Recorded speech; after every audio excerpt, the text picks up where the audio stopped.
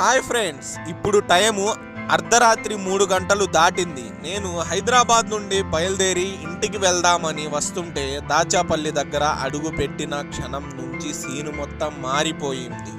ఎటు చూసినా వాహనాలు కదలడం లేదు. ఏమైందో అని ముందుకు వెళ్ళి చూస్తే అక్కడ సీను మొత్తం మారిపోయింది. ఒక పెద్ద లారీ రోడ్డు పక్కన ప్రమాదానికి గురై ఉంది.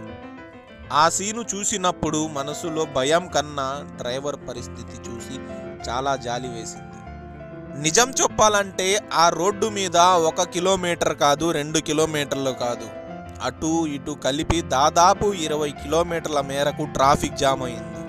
అర్ధరాత్రి ఆ చలిలో, ఆ చీకటిలో వాహనాలు ఆగిపోవడం చూస్తుంటే నిజంగా నరకం అనిపించింది. చాలా మంది డ్రైవర్లు అలసిపోయి ఉన్నారు. కొంతమంది గమ్యాన్ని చేరుకోవాలని ఆరాటపడుతున్నారు. వాళ్లను చూస్తుంటే మన డ్రైవర్ లైఫ్ ఎంత రిస్క్తో కూడుకుందో అని ఒక్కసారి అర్థమైంది. మనం స్టీరింగ్ పట్టుకున్నప్పుడు కేవలం మనం ఒక్కరమే బాధ్యత వహించడం లేదు. మన వెనుక, మన ముందు ఎంతో మంది వాహనదారులు ఉన్నారు. చిన్న పొరపాటు, ఆ ఒక్క సెకండ్లో మనం తీసుకునే నిర్ణయం వందల మందిని ఇబ్బంది పెడుతుంది. ఈరోజు ఈ ట్రాఫిక్ జామ్ వలన ఎంతమంది తమ పనులకు టైంకి వెళ్ళలేకపోయారో, ఎంతమంది ఆందోళన పడ్డారో ఒక్కసారి ఆలోచించండి.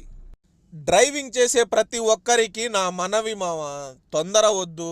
నిద్ర వస్తే పక్కన ఆపుకోండి, కానీ రిస్క్ మాత్రం తీసుకోకండి మామ. ఎప్పుడు రిస్క్ మాత్రం తీసుకోకండి.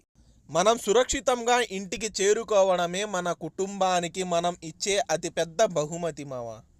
ఈరోజు నేను చూపించిన ఈ దృశ్యం మీకు చూపిస్తున్నానంటే ఎవరికి ఇలాంటి పరిస్థితి రాకూడదనే. అందరూ జాగ్రత్తగా ఉండండి మావా.